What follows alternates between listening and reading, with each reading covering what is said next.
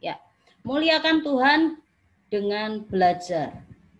1 Korintus 10 ayat 31 berkata, aku menjawab, jika engkau makan atau jika engkau minum atau jika engkau melakukan sesuatu yang lain, lakukanlah semuanya itu untuk kemuliaan Allah. Dari ayat ini kita tahu bahwa Tuhan ingin dari semua yang kita lakukan itu untuk kemuliaan Tuhan. Apapun itu, termasuk juga apa? Belajar. Jadi dari seluruh aspek hidup kita, dari apa yang kita lakukan, bahwa tadi Alkitab menulis nih, ketika makan ataupun minum, itu pun juga untuk apa? Kemuliaan Tuhan, termasuk juga dengan hal belajar. Tuhan mau kita belajar itu juga untuk kemuliaan Tuhan, bukan semata-mata hanya untuk belajar tok gitu, tapi juga untuk memuliakan Tuhan. Nah, belajar itu adalah anugerah dari Tuhan. Ya, anugerah dari Tuhan itu sebuah kesempatan yang Tuhan berikan untuk kita bisa belajar. Nah, belajar itu hakikat dan aktivitas utamanya untuk para apa? Pelajar, ya, peserta didik. Jadi kalau kamu statusnya pelajar, berarti tugas utamamu adalah apa? Belajar. Kalau kamu disebutnya siswa, peserta didik, berarti memang aktivitas utamamu adalah apa? Belajar. Jadi belajar itu mengasah kemampuan, akal budi yang sudah dianugerahkan oleh Tuhan. Jadi ketika dulu Tuhan menciptakan manusia pertama itu dengan kemampuan akal budi yang luar biasa loh. Jadi tidak biasa, tapi luar biasa. Buktinya apa? Pada waktu itu manusia itu diberi oleh Tuhan itu salah satunya tugasnya adalah memberi nama semua makhluk, ya, dari semua hewan dan tumbuhan yang ada. Manusia harus memberi nama. Dan nama yang diberikan itu sama sampai dengan hari ini. Jadi bisa dibayangkan bahwa pada waktu itu kemampuan otak, kemampuan akal budi yang dianugerahkan Tuhan itu begitu luar biasanya. Ya, begitu ajaib. Kenapa? Buktinya dia bisa memberi nama semua makhluk loh. Berarti apa? Dia punya kemampuan mengingat yang luar biasa ajaib, ya. Mungkin kalau kita lihat aja dari serangga, jenis serangga aja ada banyak. Kupu-kupu, baru kupu-kupu aja jenisnya juga banyak, ya. Kucing juga jenisnya ada banyak. Tapi pada waktu itu betul-betul manusia itu bisa memberi nama seperti nama makhluk itu sampai dengan hari ini. Berarti betul-betul manusia itu kemampuan akalnya itu luar biasa ajaib. Bahkan ada penelitian yang mengatakan bahwa manusia sekarang itu rata-rata hanya menggunakan 1/10. Berapa? 1/10 dari kemampuan otak yang sebenarnya dari yang Tuhan berikan. Makanya kisah Daniel itu bercerita pada waktu itu Alkitab menulis bahwa Daniel ini 10 kali lebih cerdas daripada orang-orang cerdas yang dikumpulkan di Babel pada waktu itu. Kenapa? Daniel ini menggunakan seluruh kemampuan otaknya. Jadi sebenarnya kemampuanmu itu juga tidak terbatas. Mungkin bisa 10 kali lipat dari kecerdasanmu hari ini. Ya, baru digunakannya berapa? 1/10. Itu kalau dari pengetahuan, ya. Nah, makanya apa? Tidak ada seorang pun yang dilahirkan dengan bodoh. Tidak ada. Yang ada adalah semua orang cerdas. Semua orang diciptakan Tuhan dengan kecerdasan. Tidak ada seorang pun yang bodoh. Hanya mungkin kecerdasannya akan lebih menonjol di beberapa bidang yang lainnya. Nah, kalau kamu baca nih di Howard Gardner itu menulis ada kecerdasan bahasa, ada kecerdasan musik, ada kecerdasan logika matematik, ada visual spasial, ya, ada kecerdasan ada 9 kecerdasan yang Tuhan berikan untuk kita ya, nanti bisa dicek lagi, bisa dilihat. Nah, termasuk juga kecerdasan apa? Natural, yaitu untuk hubungannya dengan tumbuhan dan hewan. Semua Tuhan sudah berikan untuk kita. Tapi pertanyaannya, loh Bu, kok kayaknya itu kok ada yang bodoh ya, itu kok nggak pinter, itu kok belajar nggak bisa-bisa. Enggak, semua diciptakan Tuhan itu sebagai manusia yang cerdas ya, cuman kecerdasannya beda-beda. Yang kedua adalah kenapa orang bisa bodoh, karena orang tidak mau atau malas belajar. Nah, jadi prinsipnya itu seperti pisau. Belajar itu seperti pisau, semakin kamu asah kamu akan semakin tajam, semakin kamu asah kamu akan semakin cerdas, semakin berguna, semakin pengetahuannya bertambah. Makanya apa? Belajarlah terus-menerus, jangan pernah apa? Berhenti. Ya. Makanya apa? Belajar itu seumur hidup. Ada orang bilang bahwa belajar itu tidak pernah berhenti. Long life education. Jadi sepanjang umur hidup manusia, manusia akan terus belajar. Bahkan ada yang bilang juga from womb to tomb. Jadi sampai dari lahir sampai engkau mati itu adalah proses belajar. Dari lahir belajar untuk apa? Belajar makan, belajar mengenali orang, belajar berkata-kata, belajar berjalan, belajar untuk bergerak ya. Semuanya sampai akhirnya apa? Nanti kita berhenti belajar ketika sudah mati. Kenapa ya? Kalau udah mati ya nggak bisa ngapa-ngapain, gitu. Nggak bisa ngapa-ngapain. Nah, terus belajar itu kapan saja? Bisa di mana saja. Lewat apa saja dan dari siapapun. Artinya apa ya? Belajar itu dari semua hal, dari semua yang kita lihat, dari semua yang kita jumpai, dari semua peristiwa yang kita alami, mungkin dari pengalamanmu, dari pengalaman orang lain, dari apapun bisa kita apa? Pelajari ya. Nah, belajar itu juga bisa lewat aktivitas atau peristiwa yang pernah terjadi atas hidup kita, termasuk peristiwa yang tidak menyenangkan sekalipun. Mungkin kamu pernah punya peristiwa disakiti orang lain, disakiti temanmu, mungkin ada perasaan pernah diejek dan sebagainya. Itu pun kita bisa belajar, yaitu apa? Kita mengambil maknanya, ya, ambil maknanya dari peristiwa itu. Supaya apa ya, kita terus bertumbuh dan belajar. Makanya apa? Belajar itu artinya apa? Menggunakan akal, pikiran, perasaan, keinginan atau kehendak yang Tuhan anugerahkan untuk kita pakai secara bijaksana, lalu mengusahakan kehidupan yang lebih baik. Jadi intinya adalah belajar itu menggunakan seluruh potensi hidupmu untuk menjadikan hidupmu jadi lebih baik. Jadi gunakan semua yang kamu miliki, semua potensimu untuk menjadikan dirimu nih manusia yang lebih baik. Kalau belajar karakter ya pastikan kamu jadi orang pribadi yang punya karakter yang lebih baik. Ya. Kalau kamu lagi belajar bahasa ya sampai bahasamu itu menjadi lebih baik daripada orang lain. Kalau kamu belajar tentang sopan santun ya sampai kamu tuh benar-benar menjadi orang yang bisa mengalami semua, ya, semua jadi orang yang lebih baik. Gitu. Nah ini rada panjang, kita akan baca ayatnya perlahan-lahan ya. 1 Raja-Raja 5, 1 Raja-Raja 3, ayat yang ke-5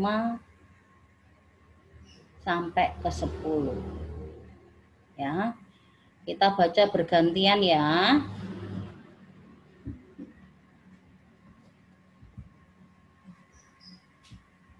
Oke. Kita mulai bergantian dari Yosua. Yuk Yosua baca ayat yang ke-5. Kemudian nanti Aurelia ayat yang ke-6. Helen di ayat yang ke-7 ya. Tata nanti di ayat yang ke-8. Kirana di ayat yang ke-9.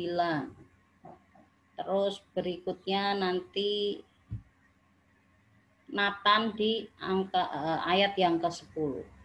Oke? Yuk mulai dulu dari Yosua. Boleh mulai dibaca.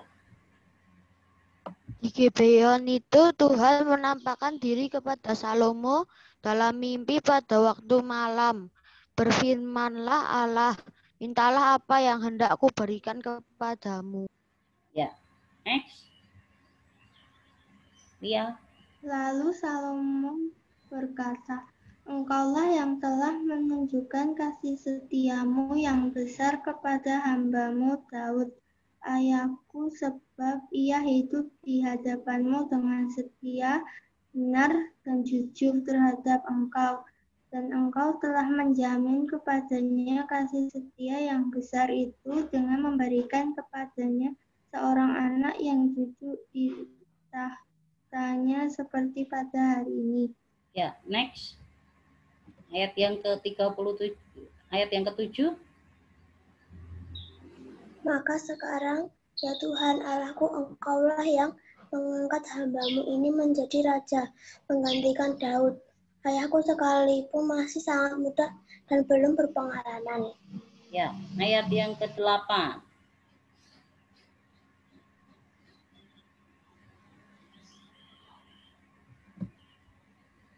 Siapa tadi ayat yang ke-8 ya?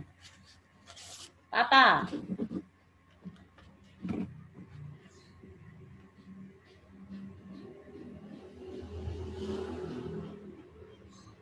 Tata.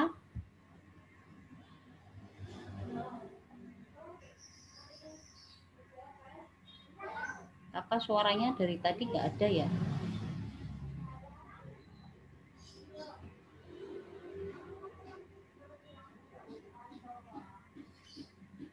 Oke, Kirana. Kirana dulu deh. Kirana. Diulang dari ayat yang 8 ya, soalnya Tata nggak ada suaranya.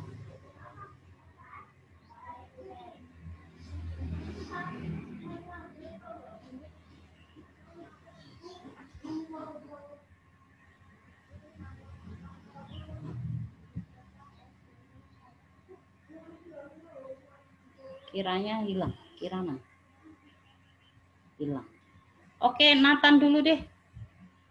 Yuk, Nathan, ayat yang ke-8, Nathan. Demikianlah hambamu ini berada di tengah-tengah umatmu yang kau pilih. Suatu umat yang besar yang tidak terhitung dan tidak terkira banyaknya. Yuk, Kirana ayat yang ke-9. Maka berikanlah kepada hambamu ini hati yang paham menimbang perkara untuk menghakimi umatmu, dengan dapat membedakan antara yang baik dan yang jahat. Sebab siapakah yang sanggup menghakimi umatmu yang sangat besar? Ya.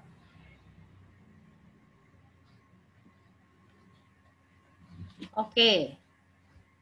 Yang terakhir, Miss aja yang baca ya. Lalu adalah baik di mata Tuhan bahwa Salomo meminta hal yang demikian. Ini adalah sebuah peristiwa yang luar biasa ya. Alkitab menulis bahwa pada waktu itu Salomo ini dijumpai oleh Tuhan lewat apa? Mimpi. Dan waktu itu Tuhan memberi sebuah privilege, memberi sebuah kesempatan untuk Salomo ini meminta sesuatu yang hendak diberikan oleh Tuhan kepadanya. Jadi kalaupun Salomo meminta apapun, Tuhan akan memberikan. Ya, coba kalau kamu nih ketemu Tuhan, terus Tuhan bilang, wes kamu minta apa saja, aku akan beri kepadamu. Kamu mau minta apa? Ayo, kira-kira kamu mau meminta apa sama Tuhan? Helen mau minta apa, Helen?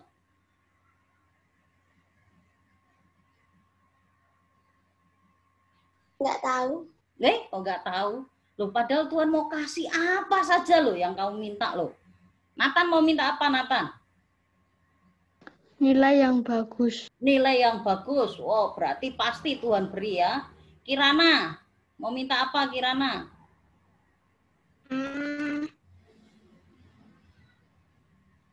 Dapat mencapai cita-cita. Cita-citamu apa? Ayo. Dokter. Oh, berarti jadi dokter. Oke. Yosua mau minta jadi apa? Minta jadi apa? Mau minta apa kalau ketemu Tuhan nih? Nilai bagus. Nilai yang bagus. Rata-rata berapa? 90%. Oh, 9 ya. Oke. Aurelia, mau minta apa, Lia?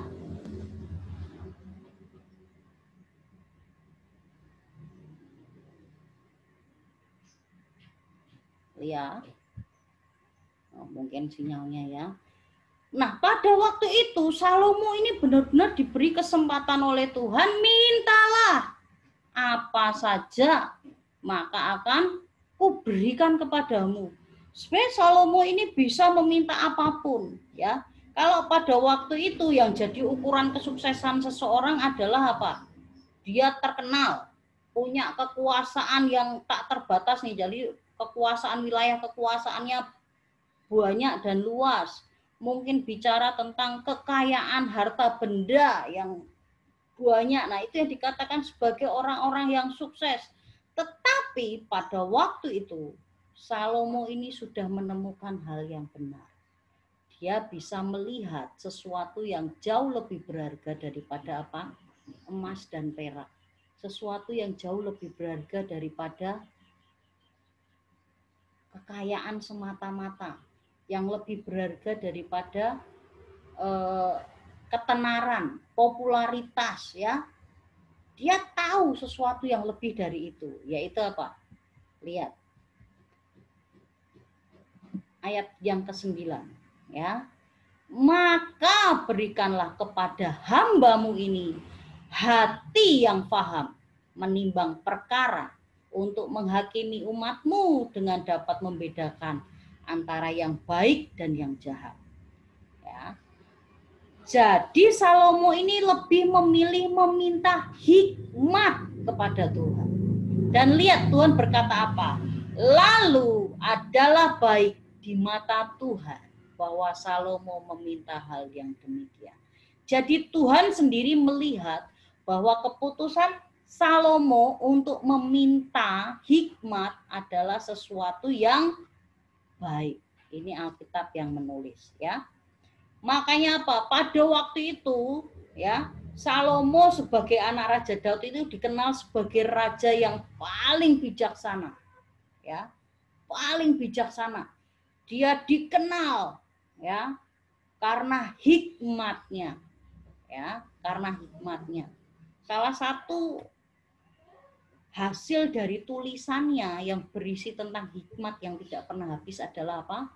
Kitab Amsal, ya.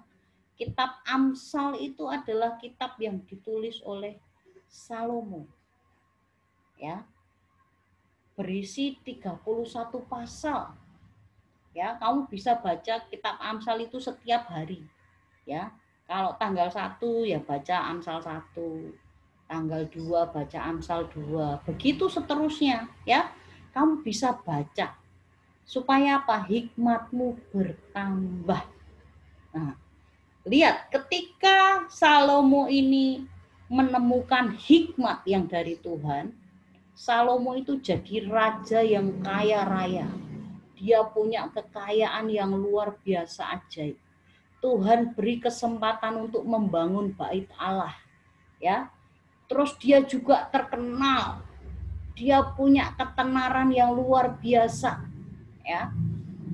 Bahkan nanti kalau kamu baca kisahnya itu, kamu akan bisa melihat bahwa dia dikagumi oleh raja-raja, ya. Ketika kamu punya hikmat, kamu bisa memperoleh kekayaan. Ketika kamu punya hikmat, kamu bisa populer, kamu bisa kejar ketenaran. Ketika kamu punya hikmat, kamu bisa mencapai apapun yang kamu harapkan. Makanya Tuhan bilang apa? Salomo meminta hal yang baik dari Tuhan. Itu adalah permintaan yang baik. Itu Alkitab yang menulis, ya. Nah, hikmat itu untuk apa? Untuk memberikan pertimbangan, untuk membedakan, ya, yang baik dari yang jahat. Ya, membedakan yang baik dan yang jahat. Itulah hikmat. Makanya hikmat yang sejati itu sumbernya dari Tuhan. Makanya mintalah hikmat kepada Tuhan. Dan ketika Tuhan sudah memberi hikmat kepadamu, Tuhan katakan apa? Muliakanlah Tuhan dengan seluruh hidupmu. Ya. Sampai di sini dulu jelas? Jelas? Bisa dimengerti? Bisa dimengerti? Bisa ya? Nah, belajar itu adalah anugerah Tuhan. Jadi kepintaran, kecerdasan manusia itu asalnya dari Tuhan. Bukan usaha manusia. Kalau manusia belajar pun, itu hanya bagian dari upaya. Tapi yang menjadikan kecerdasan atau kepintaran itu sumbernya dari Tuhan. Karena Tuhan yang memberikan akal budi. Makanya kita bisa belajar. Tanpa Tuhan ya tidak mungkin kita bisa menggunakan semua akal budi kita. Makanya Tuhan pengennya apa? Dari semua akal pikiran kita, akal budi kita itu yang dipakai untuk memuliakan Tuhan.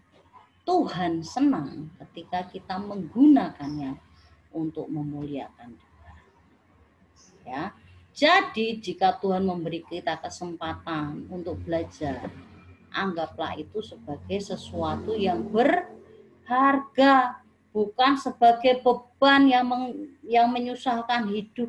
Baru dibilangi mamanya, "Dek, belajar males mah. Dek, ayo itu dibaca, dipelajari." Capek deh mah baca. Jangan, ya. Kalau kamu dikasih kesempatan belajar itu bersyukur, ya. Syukuri. Kenapa? Karena benar-benar teman-teman nih akan mengalami proses anugerah Tuhan, ya. Bersyukurlah kalau masih bisa belajar sampai dengan hari ini. Apalagi teman-teman ini punya kesempatan yang luar biasa ajaib loh. Bisa belajar di Speak Force, bukan sekolah sembarangan. Itu berarti betul-betul kamu harus syukuri. Dengan apa? Nah, syukuri setiap kesempatan belajar itu, karena nggak semua anak itu bisa sekolah. Jadi kalau kamu bisa sekolah ya jangan mengeluh. Walaupun ini sekolahnya lewat daring ya jangan mengeluh. Walaupun ada kamu harus belajar mandiri, belajar sendiri, mungkin didampingi orang tuamu, jangan mengeluh. Tapi syukuri, oh iya saya masih punya kesempatan untuk belajar. Yang kedua apa? Ya bersyukur untuk orang-orang yang Tuhan berikan di sekitar kita nih. Contohnya apa? Kita belajar itu untuk bersyukur karena untuk orang tua yang sudah membiayai kita. Ya, bersyukur untuk guru yang sudah mengajar kita. Bersyukur untuk teman-teman yang selalu mendukung dan ada di sekeliling kita. Jadi belajar itu bagian kita bersyukur kepada Tuhan. Ya, 2 minggu yang lalu kita belajar mengucap syukur senantiasa, ya. Ini bagian dari bersyukur. Yaitu apa? Bersyukur masih bisa belajar, ya. Nah, kalau untuk urusan di sekolah, teman-teman tahu nih ada 2 cara. Ya, untuk bisa mendapatkan nilai yang baik di sekolah. Yang pertama itu apa? Belajar dengan penuh tanggung jawab, ya belajar sungguh-sungguh, ngerjakan tugas sungguh-sungguh, ngerjakan PR sungguh-sungguh, hafalin, diingat, ya. Lakukan semua yang terbaik. Tapi yang kedua itu apa? Menggunakan cara-cara yang tidak sah. Ya, contohnya apa? Ya nyontek, bertanya sama teman ketika ulangan, tugas nyontek, yowan nirun toh. Terus apa? Mungkin nyuap guru, ya. dipikirnya itu adalah bagian-bagian bisa menolong menaikkan nilai. Tapi betul, dua hal ini bisa dilakukan. Tapi kita sebagai orang percaya kepada Kristus, Tuhan maunya apa? Dari belajar kita juga apa? Memuliakan Tuhan. Kalau memuliakan Tuhan berarti kita belajarnya mencari nilainya lewat yang nomor 1. Ya. Jadi belajarlah dengan sungguh-sungguh, dengan penuh tanggung jawab. Jangan gunakan cara-cara yang salah, termasuk nyontek. Ya. Ingat ya, hikmat itu bukan untuk menyombongkan diri, bukan untuk bermegah, bukan supaya kita ini dibilang orang lain, kamu pintar ya, nilai kamu bagus, bukan itu. Tapi tujuan utamanya untuk apa? Memuliakan Tuhan. Jadi belajarlah sungguh-sungguh, kerjakan semuanya dengan sungguh-sungguh. Supaya ketika orang lihat kita, oh iya bener ya, dia itu belajarnya sungguh-sungguh, nilainya bagus, nggak pernah nyontek. Dengan sendirinya kita sedang memuliakan Tuhan. Yuk kita baca sama-sama yuk. Amsal 1 ayat yang ke-7. Kita baca sama-sama ya. 1, 2, 3. Takut akan Tuhan adalah permulaan pengetahuan. Tetapi orang bodoh menghina hikmat dan didikan. Ya, lihat yang di huruf yang tak cetak lebih besar. Takut akan Tuhan adalah permulaan pengetahuan. Jadi semua pengetahuan kita, hikmat kita itu datangnya dari Tuhan. Maka sebelum kamu belajar ya berdoalah kepada Tuhan. Setiap kali kamu mengerjakan tugas berdoalah kepada Tuhan. Tuhan beri aku hikmat-Mu. Buat aku bisa mengerti ya. Nah, sikap kagum dan hormat kepada Tuhan itu akan membuat pengalaman dan didikan yang kita terima itu menjadi hikmat yang tujuannya untuk kebenaran dan keadilan. Ya. Jadi ingat ya, hikmat bukan untuk apa? Menyombongkan diri, bukan untuk bermegah. Kalaupun kamu jadi cerdas itu bukan supaya dipuji orang, tapi supaya kamu memuliakan Tuhan. Karena itu apa? Jangan pernah apa? Berhenti belajar. Belajarlah terus-menerus di mana saja, kapan saja, lewat apa saja dan lewat siapapun. Ya. Nih, dua hal yang kita ingat. Pertama apa? Mintalah hikmat kepada Tuhan dan apa? Belajarlah dengan sungguh-sungguh. Jangan pernah berhenti belajar. Coba sampai di sini semua bisa mengerti, teman-teman. Pembelajaran kita hari ini jelas ya? Jelas? Oke. Kalau jelas, kita akan akhiri sampai di sini. Ya. Kita akan akhiri sampai di sini. Nanti tugasnya teman-teman adalah menghafal Amsal 1 ayat 7. Amsal 1 ayat 7. Terus di video dikirimkan ke Miss. Ya, lewat WA aja nggak apa-apa. Japri boleh, lewat grup grade 6 juga boleh. Ya. Menghafalkan Amsal 1 ayat yang ke-7. Ya, jelas? Miss, tugasnya dikirim di grup atau dikirim di mana? Ya, di grup boleh, Japri juga boleh. WA pribadi Miss boleh, lewat grup boleh ya. Menghafal Amsal 1 ayat yang ke-7. Di video aja dikirimin. Ya. Jelas ya? Ada yang mau tanya lagi? Sudah? Kalau udah kita mau berdoa ya, nanti juga Miss akan kirim update untuk tugas-tugas yang sudah kalian kirim ya. Yuk kita berdoa, kita akan akhiri pembelajaran kita hari ini. Ya. Yuk kita berdoa. Tuhan Yesus, terima kasih untuk pembelajaran kami pagi ini. Kiranya anugerah Tuhan senantiasa menolong kami semua. Biarlah kami mengerti bahwa Tuhan memberi hikmat kepada kami untuk kami memuliakan Tuhan. Lewat belajar kami, lewat sekolah kami bisa memuliakan Tuhan. Terima kasih Tuhan Yesus, kami sudah berdoa. Amin. Ya, sampai jumpa, ketemu lagi minggu depan. Bye-bye.